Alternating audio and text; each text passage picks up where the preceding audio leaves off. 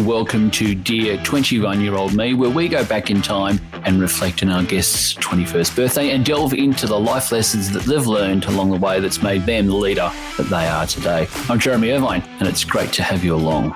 Our guest this episode is Catherine Rich. Catherine was a New Zealand parliamentarian between 1999 and 2008, and since 2009, she's been CEO of the New Zealand Food and Grocery Council. Now, in my time in New Zealand, Catherine was a key figure in a critical debate in New Zealand's parliament. And since she left politics, Catherine's been a senior industry association leader in New Zealand. I was keen to have Catherine on the show for her take on her experience in and out of parliament, what she's learned along the way, and what it was like having to back yourself during some rugged parliamentary debates.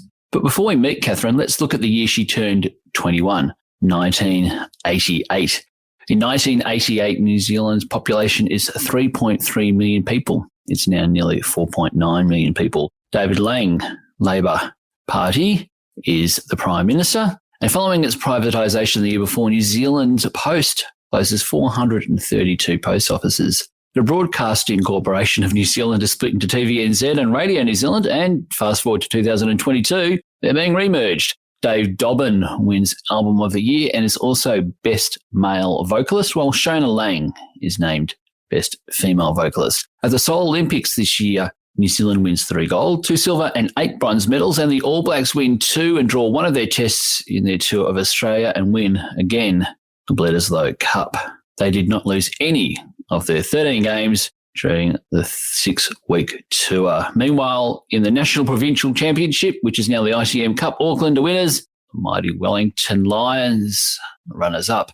And Cyclone Bowler strikes Fiji, Vanuatu and New Zealand, killing 3 people on New Zealand's North Island and causing US $82 million in damage, with some locations receiving more than half of their annual rainfall totals from the storm. It's 1988. It's the year our guest, Catherine Rich, turned 21. Well, Catherine, welcome. Let's have a chat firstly about the year 1988 when you turned 21. What were you doing? What was it like? What was it like to be living in Dunedin? Well, I actually had just returned from a year living in Auckland because I did a funny thing and I'd won a job in advertising, national competition. So I'd packed up and worked in Auckland for a year in the middle of my degree, and I'd just returned home for my 21st. You know, Dunedin was a marvellous time to grow up, a marvellous place to grow up. Had great music. It's a very Scottish kind of town, and I returned home for my 21st with my family. So it was a bit of a homecoming, actually. I spent the year in the big city where I'd grown up immeasurably. So, did I hear you right? You got a job in advertising. Yeah, well, it had always been. Ponsonby couldn't have been completely different. Well, it was interesting because for most of my teenage life, it had been my big dream. I wanted to work in advertising, and there was a competition that came up in one of the teenage magazines. And so much to my boyfriend's horror, I'd chopped up his music magazines and I put in a pitch to do a marketing campaign for Tip Top, and won the competition. So I flew up to Auckland, and this was a big deal for a 19-year-old and never been really out of the big city. Went up there, had a great year, but like a lot of things in careers, you can give them a go, but I worked out it wasn't for me. So I thought, this has been my dream and I don't really enjoy it. What do I do next? Far out. So we're back in Dunedin. What was the 21st like? Let's tell me about your 21st itself. Well, it's quite a privilege to talk to you, Jeremy, and reconsider it because we're just going through the plans for my son's 21st this weekend. So I have been thinking about my own. It was a wonderful family event. I had all of my extended family there. I had a mix of my friends' family, many people who had been on my life's journey with me. I had quite a turbulent few years as a teenager, so I think a lot of them were just celebrating the very fact that I'd made it through. Right, okay. But we had beautiful food, a good southern. Every southern event in New Zealand has lots of food and lots to drink. Wonderful. So you'd gone up to Auckland, decided advertising wasn't for you. and I'm sure politics and industry is better for that now. It would have been it was almost, I guess, almost a sliding door moment for you when you decided not to pursue that career. But what were you looking forward to at 21? Had you thought, oh, okay, hang on, that's not for me, I have another idea? Or had politics even begun to percolate in the back of your mind? My family's always been equally split between the National and the Labor parties. In fact, your first vote was for Labor, wasn't it? It was, because my uncle was a cabinet minister and had stood for the Labor Party in Dunedin. So I'd been very supportive of Clark Mathewson. And in fact, when I got into politics, it was helping him with his mayoral campaign, which was a equally split Labor National kind of backed campaign. So I'd always been, I think I've always had a political brain in that, because my dad's always taught me to speak out, and when I had a view, I was always the person who stuck up for people on the school bus, or those moments in the classroom where you think, I'm going to have a chat with the teacher about something, and you turn around and realise all your classmates are not to be seen. I've always enjoyed discussion and debate. That's been a really important part of my family. Yep. Just always sharing ideas and talking about it. So 21, had you decided, right, I wanted to go into politics, or was there, because you've done a couple of degrees along the way from memory, is that right? Well, one of the things I did decide, because I'd left my degree to go and do this advertising role, I realised that it's always important to finish your qualification, because even though I was giving up the money and the role, I realised that without that degree, I was always going to be on the back foot in this modern environment. So I went back to finish my commerce degree. Mm-hmm. Always had an artistic bent. So I did marketing and economics. And interestingly, commerce is very much about rote learning, but it's the arts and economics that really teaches you how to think. So I never regret doing an arts degree. It was wonderful. Wonderful. That's great. So let's fast forward. What happened after 21? You've done the party.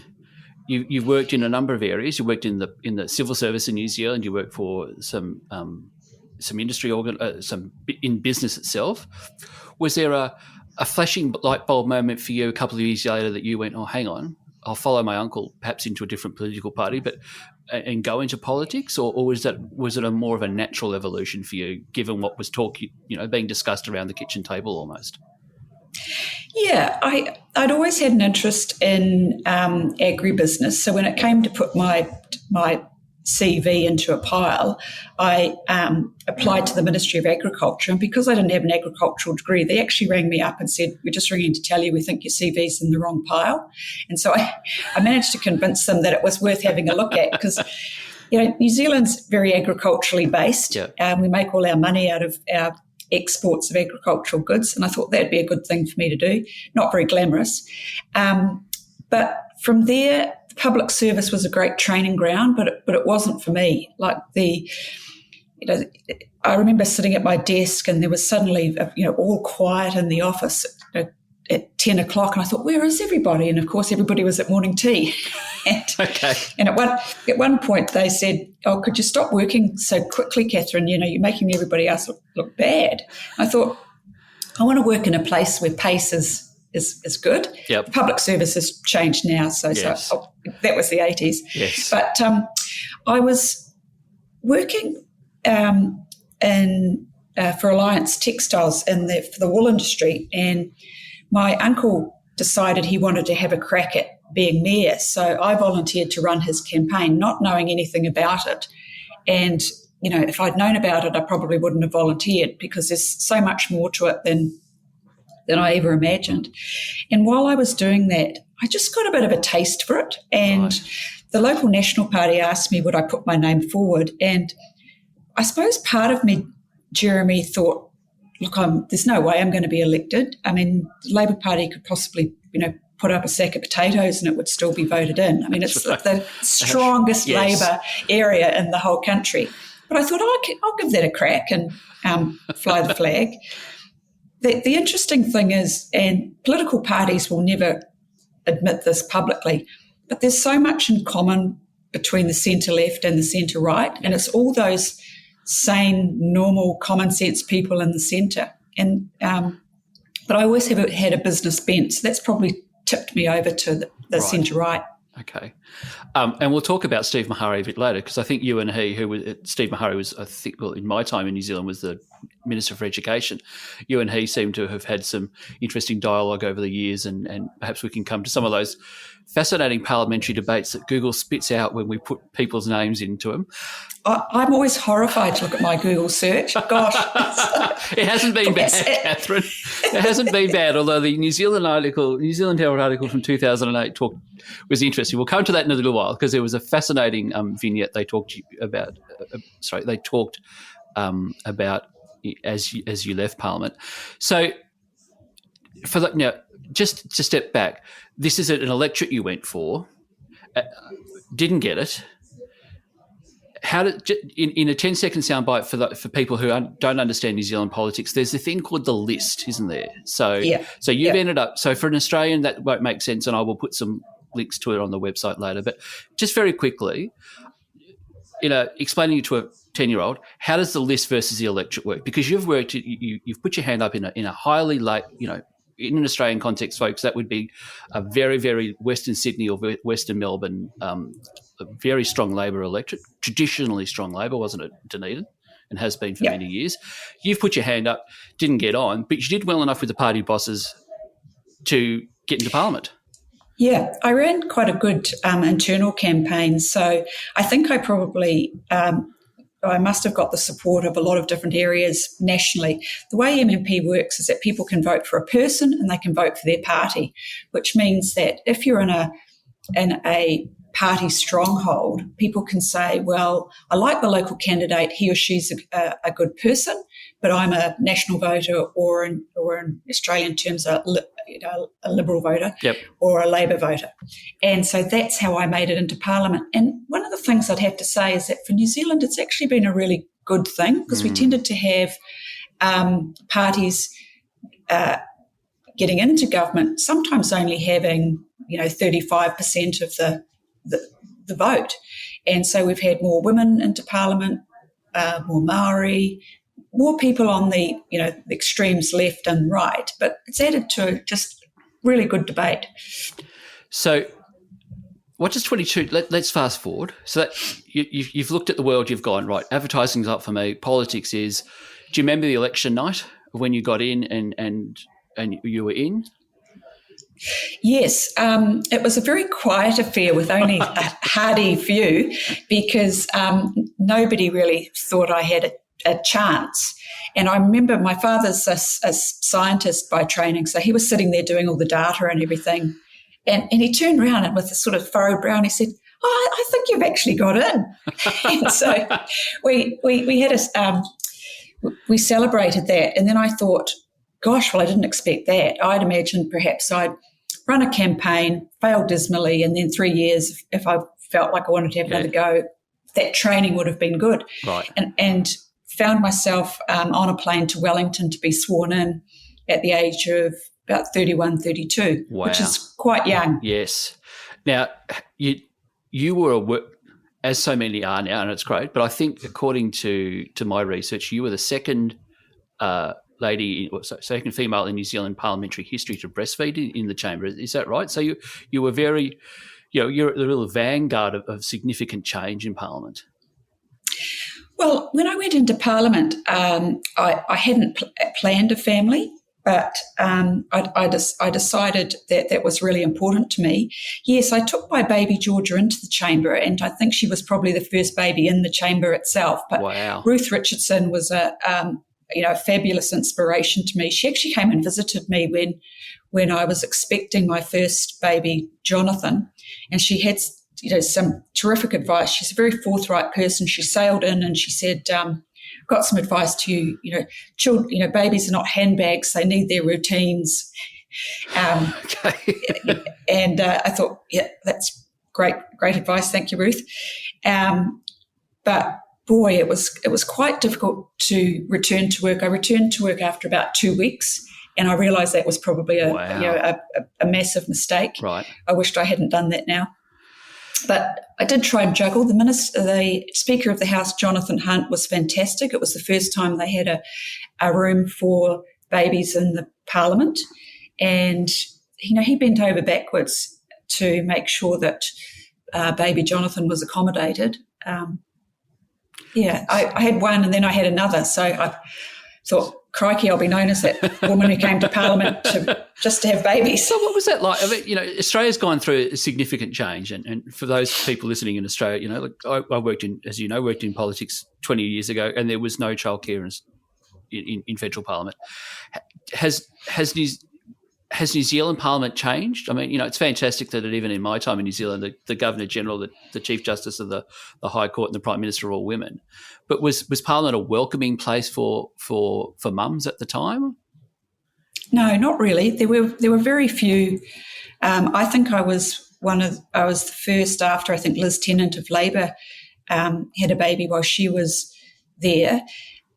There were really mixed views, and you soon find out that everything about motherhood and parenthood becomes political. There was a debate about me taking time off. There were comments about, expressing milk at Parliament. I remember another MP saying that's a disgusting practice. What do you? Okay. It's not as if I was doing it in public, but the thing that at the time a mother was treated as if they were a disabled MP. That was the part of the standing orders, and things have changed. And certainly Trevor Mallard, as a minister and as a speaker rather, has made some changes. But when I took Georgia into the House, any single MP could have cried, stranger in the house, and she could have been removed. Wow. And that's not even 20 years ago. So it's amazing, isn't it? Just how, and have those attitudes, or we assume, given that you've just been talking about Speaker Mallard, those attitudes have changed significantly over time, I guess, particularly now with the Prime Minister, Prime Minister Ardern. Yep, they have. And, you've seen pictures of the Speaker holding a baby. And, some people say, oh, well, it's public relations, etc. You got to look beyond that to say, isn't it wonderful? I mean, the House of Representatives should truly be a House of Representatives, all sorts of people with all sorts of lives. Let's just change tack if we can and talk about where you're at now in 2022. So you've been out of Parliament for some years now, running the Food and Grocery Council of New Zealand. What's that been like in the challenges of COVID, particularly in an industry that's been so heavily reliant upon? And did you ever think when you went into Parliament that you'd end up running an industry association? No, I didn't. And it just shows you that some of the best things to happen in a career can be serendipitous. I realised when I took on this role that it neatly knit together the first 10 years of my career with the second 10 years, because I'd worked in agribusiness and I'd worked in political life. And this role, running an industry association, combines both. So I work on behalf of all of the loved brands of food and beverage and grocery items in New Zealand, from the Nestles to the Fonterras, and other New Zealand manufacturers. And I just love it because I'm dealing with people who are making things, making all the foods we love. And a lot of the work is just everyday advocacy, working on food regulation. Australia and New Zealand shares a joint food code. So if you make something here, you can sell it in Australia and vice versa.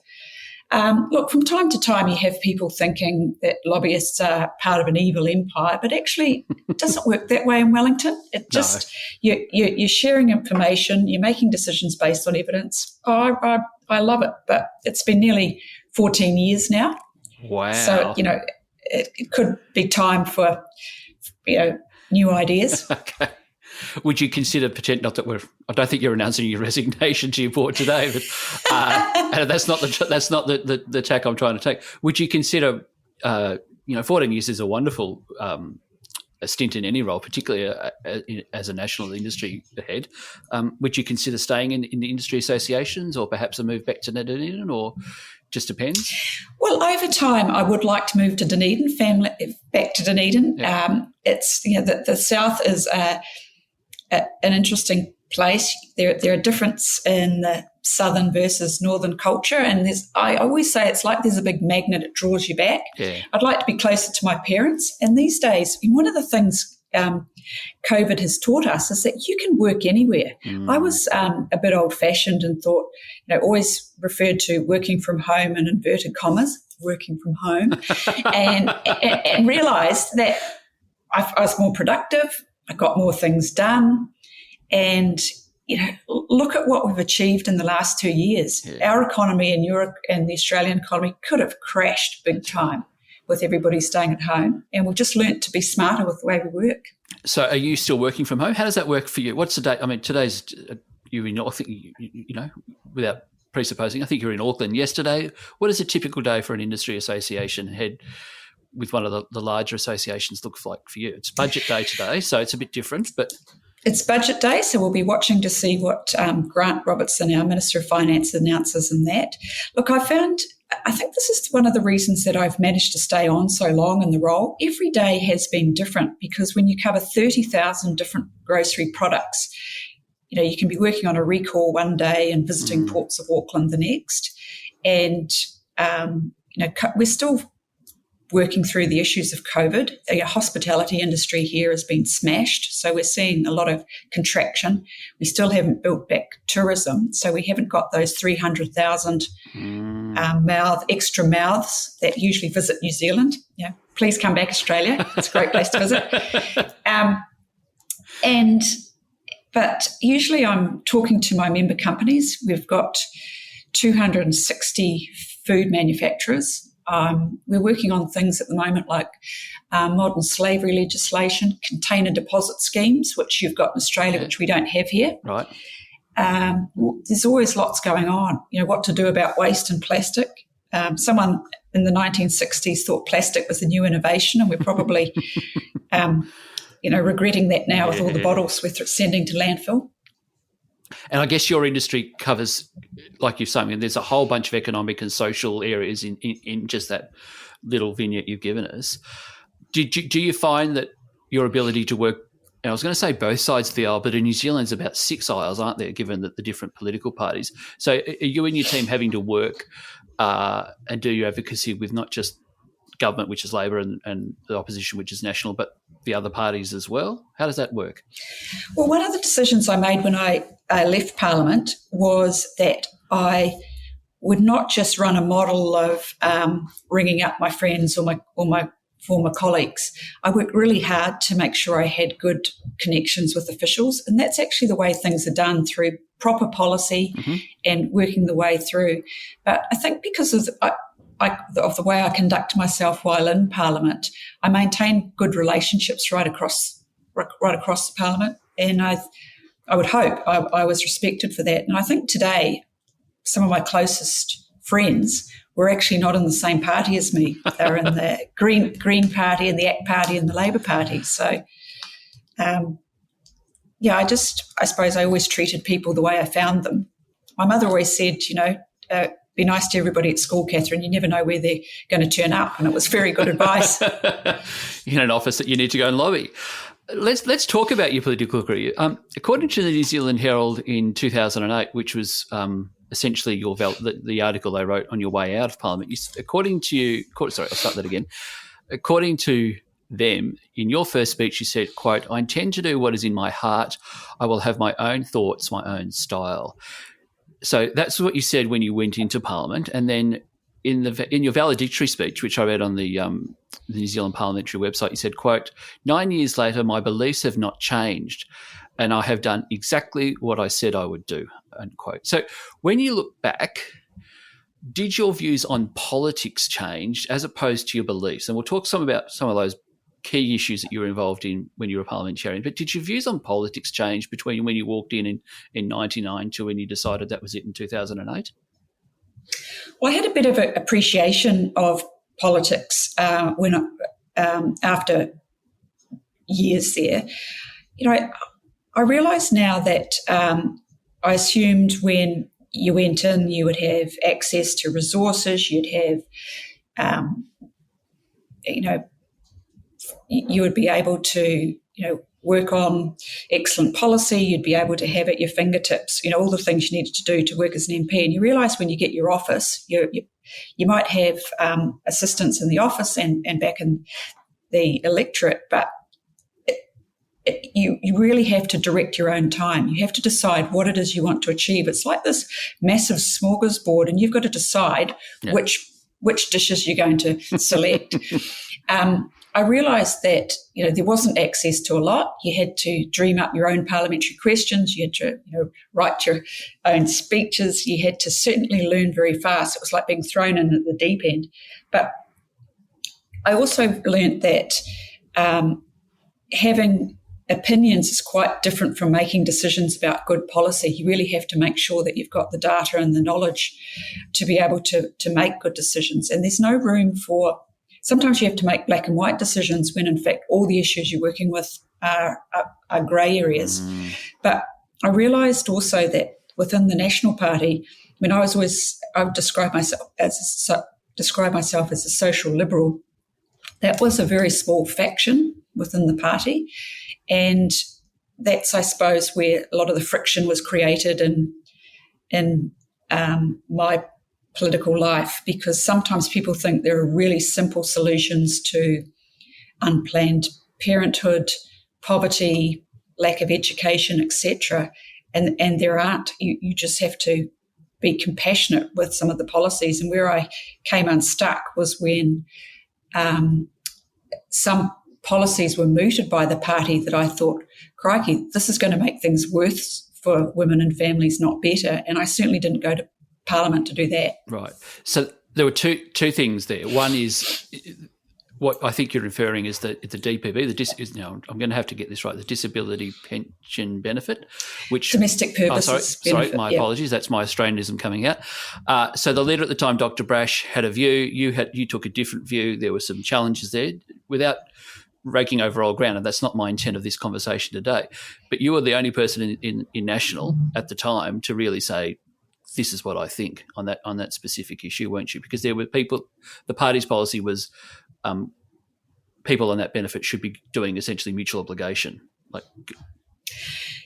Yeah, at one point there were crazy ideas floating around, like, the unemployed should line up at the post office and get into a minivan and go and do work for the day, or there should be silent reading in church halls, or you should dock the pay of women who have more babies while they're on the DPB. And I remember saying once, look, even with the best plans in the world, babies will happen. And I knew that because it had actually happened to me. And I just felt that, some policies which can really excite the deep conservatives can actually have a detrimental impact on families. There's no point making it harder when they've got nappies, bills and things. So that was, it was a good career lesson for me, because I've always said, it's important to be true to yourself. But, I always used to say, well, what's the worst thing that can happen? The worst thing that can happen in a job, of course, is being fired. And that actually happened at one point. It did. And I always remember I always think of my parents, because there's the Otago Daily Times, and I always hate to be on the front page of that, because it's not good. And I did lose my role, but it was the best thing for me because I learned a lot from it. So even your worst experiences, I don't regret being fired. I wouldn't have wanted to be the face of those sorts of policies. So this is a key, so that's a really key important lesson here. What did you learn from that? Because you stuck to your guns. You've literally said, for me, reading back about you and remembering, it was there was some significant national debates that you were involved with heavily at the time. So Don Brash demoted you down the list out of what we would call in Australia the shadow cabinet. What were you thinking? What were the lessons that you were able to take away from that quite challenging experience? Well, I did learn that there were some things that I could have done better in terms of my communication. There's something, as a younger person, I realised that sometimes, a light could switch off in my head and I could become quite stubborn about things. I think I probably could have talked my way through more of a consensus. But I also realised that even things that people think are the worst things to happen in a career, like being demoted when you're on front page of every paper, and there are two sides. There are people who are supporting you and people who are, think you're a complete loser. You realise that, what doesn't break you makes you stronger. And I don't mean that as a cliche. You do develop a thick skin and you realise, well, that wasn't so bad. I realise now that I can be confident about doing the right thing and not feel that I have to do things that are just wrong. And did that attitude serve you throughout the second very important debate that occurred in between 2005 and 2007, which colloquially was, I think, known as the anti-smacking bill?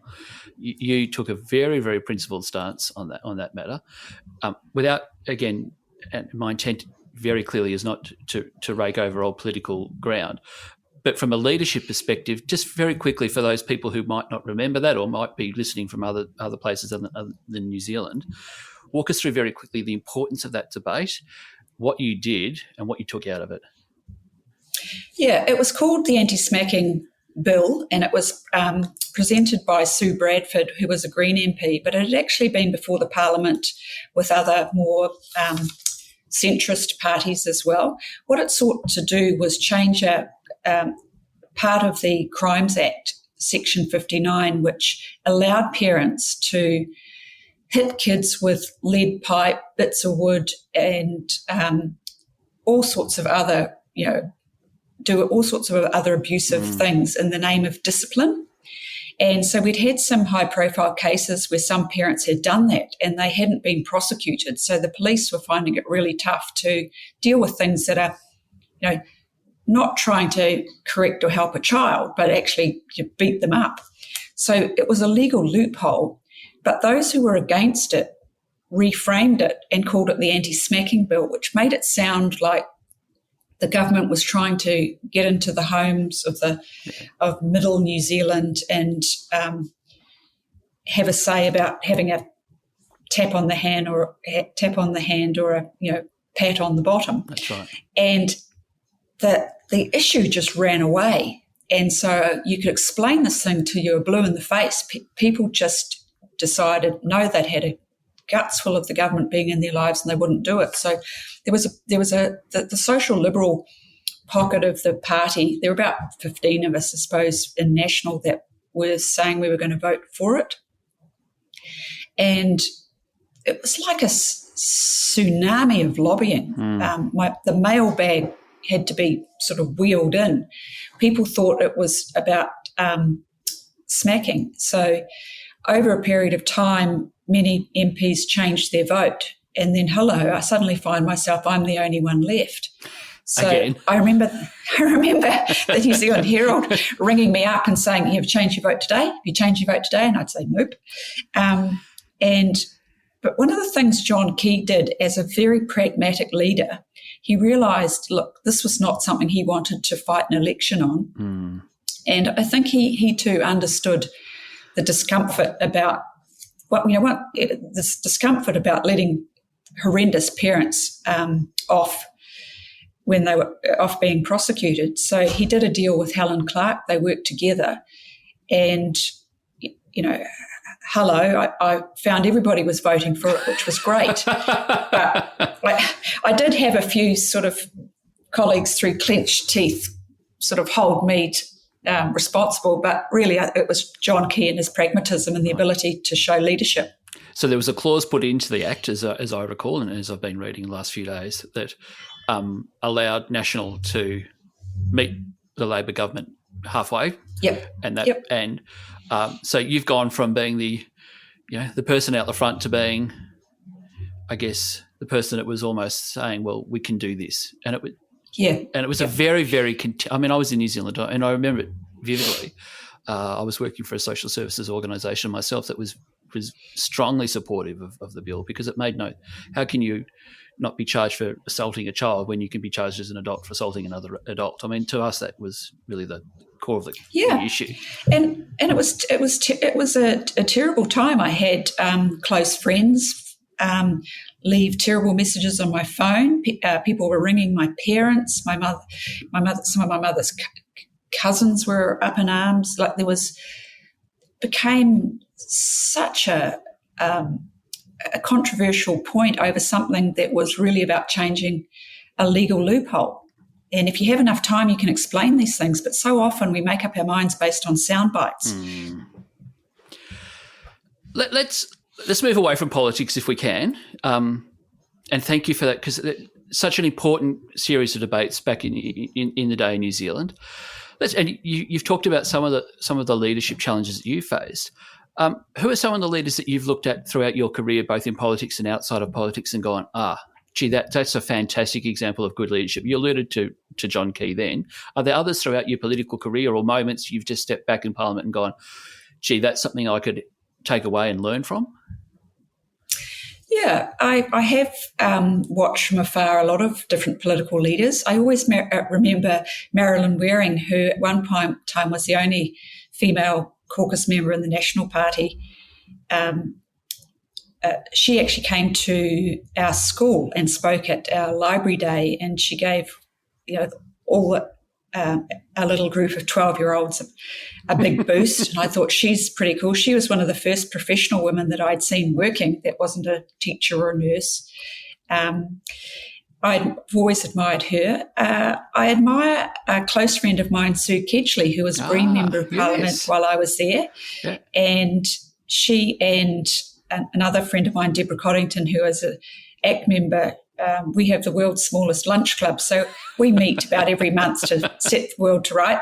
Right. But she reminds me about the importance of being true to yourself, because quite often a lot of the things that Sue has raised during her career, usually 20 years earlier, the general public will go, oh, that's crazy, that doesn't make sense. Over a period of time, her ideas have filtered through, and then they become the norm, and no one looks back and says, thanks, Sue, or thanks other feminists in the women's movement for what you've done, for that change they've played a key part in. Who was Dawn Ibbotson? She was one of the first academics working at the university. She's was a very much loved Dunedin personality. Mm-hmm. And when I was in Parliament, she came and spoke to me and said she was very supportive of me, but she told me stories about her first, when she was working woman at the university. She used to receive letters saying, you're taking jobs away from the men, go home, sort of thing. Horrendous things, but she was just a wonderful Dunedin personality and trailblazer. So I read a book yesterday or the day before that she talked. It was a book about, I think, first people. People who had done things first, and I think you had mentioned her in the book or something. So she was quite a trailblazer in her day. Is that right? Yeah, she was. She maintained a career, a very good one, after she had children, because, of course, and generations ago, the moment you married, you gave up your job. The moment you had children, you gave up your job. So, yeah. How's your leadership evolved over time, Catherine? One of the things I've always found very useful in my career is that I've maintained lifelong learning, and I've always been super critical, which I've moved away from trying to be someone seeking perfection, which in my 20s I realised never works, through to someone who just tries to ensure that I've got the right people around me. I always hire. I have a bit of a rule of thumb, and that I always only ever hire age, wisdom, and cunning when it comes to my team members. Age, wisdom, and cunning. Okay, that's great. There are some great young people out there, but in terms of regulatory work and the kind of stuff that we do in the industry association, you have to have had lots and lots of experience to have a good understanding. Yeah. I've learnt to be more of a leader of people, because I used to joke that anybody who works with me and my team thrives on neglect, but realised that sounded a bit negative. I tend to not have a very hands-on. I'm not a micromanager. Right. If you hire the right people and just let them go, I found that really, really good. But by being self-critical, I've tried to plug my knowledge gaps along the way. So I've always had a phobia of maths. Always tried to convince myself that I wasn't very good at it, even though I got good marks. So about 5 years ago, I lined up to do accounting with a whole bunch of 19-year-olds, and really, and went to do my exam, and I think I was the oldest person by only 30 years. Only 30, love it. And last year I did a certificate in creative media and design, because I thought, with all this new technology coming on, I want to know about it. I want to know about podcasting, and I want to know about Photoshop and all those sorts of things. I'm not going to be that old lady that people go, oh, she's really out of touch. And I've enjoyed it. It's invigorating to continue to learn, and we've got to keep doing that. I'm 54 now. Wonderful. And I'm going to keep learning until I shuffle off. With tongue firmly planted in cheek, and Google didn't tell me this. Are you a TikToker now, or I'm not sure if you're on Instagram. Well, I'll let your listeners into a little secret, because after COVID, I'd been sitting down and doing no exercise, and I just sort of I just started to shuffle around like an old lady. I thought, gosh, I need to get some exercise, and I thought back. I hate exercise. When was the last time I enjoyed exercise? And I thought 1985, when I was roller skating. And I thought, I possibly could take that up. And my children were completely horrified. But if you look on Instagram, my skate diary is She Speeds. And it's just a wonderful collection of, I think, of Dunedin music and my attempt to learn how to roller skate. My children just facepalm every time I post something. Oh, that is gold. She Speeds. Look it up, folk. I'll be putting that in the show notes, Catherine. That's great. The She Speeds is a Dunedin band song by the Straight Jacket Fits, who you may or may not have heard of. But, so my son actually said, went from being completely horrified to saying, oh, Mum, you're actually quite good. So I thought, that's all right. My fitness improved. High praise indeed. Last question about politics. You said in your valedictory speech, I live at a time of my own choosing, positive about Parliament, my party and our democracy, which I thought was a lovely way to look at things quite authentically. Are you still positive about New Zealand Parliament and New Zealand democracy? Yes, I am, because I think a lot of people forget that it is a House of Representatives. It is a process for making decisions. So you're going to get all sorts of people, and sometimes you'll agree with what comes out of it and sometimes you won't. But everybody I've worked with or seen goes in with really good intentions. And I did leave at the time of my own choosing, because I did an unusual thing in that I left when it was quite clear that my party was coming in. But I realised with two small children that when they were babies, they didn't really care too much where Mum was. They probably thought I was in the next room. Yeah. But when they're 4 and 5 or 6 and 7, they really care where Mum is. And I knew I couldn't be a minister and do justice to that. So I was, a lot of people didn't understand it. They thought I was a total loser for leaving when I did, but I just didn't regret it for a second.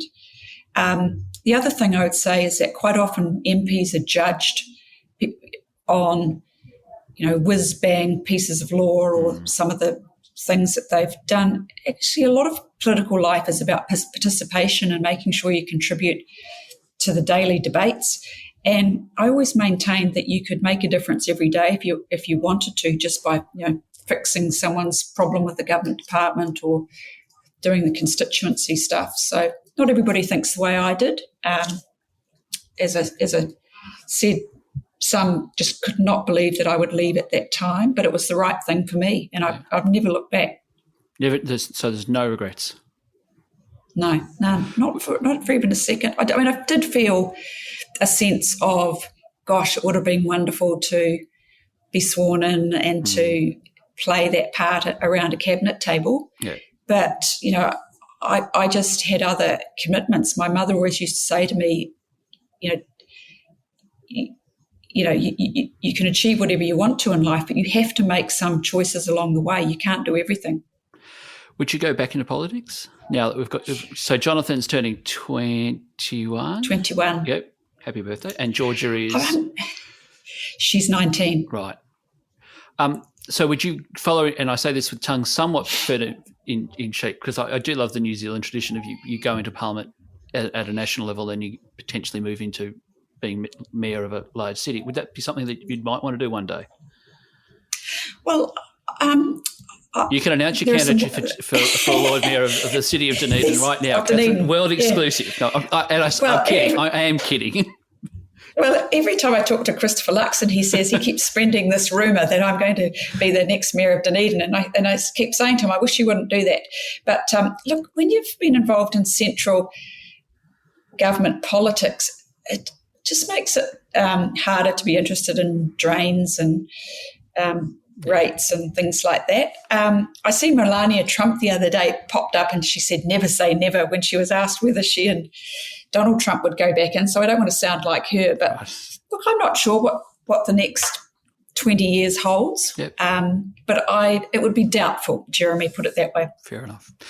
Now, I'm going to ask you 3 questions that I hadn't sent you before, and they are very, very relaxed. The first, because this, as we begin to wind up, the first question is, where is your favourite cafe in Wellington? That would be Pravda Cafe. It's where all the lobbyists go. So where's that? Is that in Lambton Quay, or I'll have to go Google? Well, I've actually, whenever I move my office, I always make it within the vicinity of Pravda. That's how loyal I am. That's fantastic. We will put a link to Pravda. Now, this is going to be a very hard question for you, Catherine, but Hurricanes or Otago Highlanders? I suspect I know the answer. Well, it'd have to be the Otago Highlanders because, of course, my husband played for them for many years as well. Wonderful. I would have been surprised you said the Canes. And what was the last series you binged watch? And it can be whatever you like. I'm watching 10%, if you've seen that. And I watched, it's about agents, celebrity agents in the UK. That's a good one. And I watched Slow Horses because I love Gary Oldham. Very, very and good. Tehran. You must see Tehran. Season 2, it's got Glenn Close in it. There you go. Who needs the entertainment section of the New Zealand Herald? You can tell I love the television. That's great. Let's wrap up. What would 21-year-old Catherine say to Catherine of 2022? So what would your 21-year-old self say to you today? What would my 21-year-old self say to me? Today, yeah. Well, I think my 21-year-old self would say, well, you stuck to your guns. You've gone through life being your authentic Catherine, and you've skinned your knees a few times, but you've got back up again. So I think she'd be proud of me. And likewise, 54-year-old Catherine would say to 21-year-old Catherine, look, all that advice your mother has given you is correct. That's great. Catherine Rich, congratulations on a wonderful parliamentary career. I vividly recall you leading some of those very challenging and at times, dare I say, quite raucous debates back in 2000 and, the mid part of that 2000 decade. You stuck to your guns and obviously now you're able to look back on that time and having learned some significant lessons. Congratulations on your career and thank you so much for joining us on Dear 21-Year-Old Me. Oh, thank you, Jeremy. It's been my privilege to join you. Really enjoyed it. Great. Thank you. What a great set of insights from Catherine there. Some of the takeouts from me from the chat with Catherine were the fact that she stuck to her principles during some very challenging times during her parliamentary career, and she reflected upon that in that conversation. I also really admired her reflections on how she's evolved as a leader over time. The fact that she's taken herself back and done some study in completely different areas to keep her skills up. And as she said, to keep up with what's going on in her own organisation. And finally, and I think this is critical, when you listen to Catherine's responses, what struck me was not only her sense of humour and her ability to critique herself, but it's the way she actually answered those questions that I put to her directly, openly and concisely. And I think the way, as I was listening back to her conversation with me, what struck me was not only what she said, but from a leadership communication perspective, how she was answering those questions. She thought about what she was going to say, she said it, and then she answered the question and stopped, which is a really great lesson for everyone, particularly when you're doing media. So a huge thanks to Catherine for taking a substantial amount of time, and her team for setting that chat up with me. I really appreciate it. I learned lots from Catherine, and I hope you have too. The links we discussed are in the show notes, including to Catherine's roller skating Instagram account and the cafe we talked about in Wellington. Thanks to Darcy Milne at Pro Podcast Productions for his and his wonderful team's work in putting the show together behind the scenes, and to Kurt's Kids and the Pooch for their support, and to you for making the time in your day, wherever you are, to listen. My thanks. And that's it for this episode of Dear 21-Year-Old Me. Stay well, go well. Bye for now. Thanks for joining us today. For more episodes and links, visit dear21yearoldme.com. And if you enjoyed the show, don't forget to rate and review us wherever you get your podcasts.